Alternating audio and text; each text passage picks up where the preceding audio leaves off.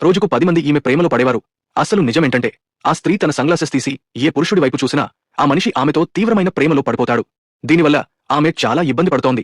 ఎందుకంటే ప్రతిరోజు ఎంతోమంది పురుషులు ఆమె తమను ప్రేమించడం లేదనే కారణంతో భవనాలపైనుంచి దూకి ఆత్మహత్య చేసుకుంటున్నారు.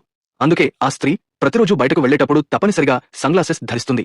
ఒకరోజు ఆ స్త్రీ జిమ్‌లో వర్కౌట్ చేస్తోంది.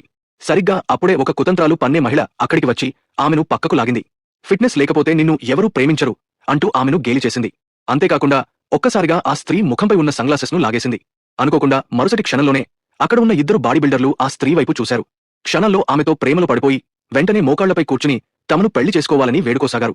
ఇది చూసి భయపడిన ఆ స్త్రీ అక్కడి నుండి వేగంగా పారిపోయింది. కానీ హడావుడిలో ఆమె పొరపాటున పురుషుల బాత్రూంలోకి ప్రవేశించింది.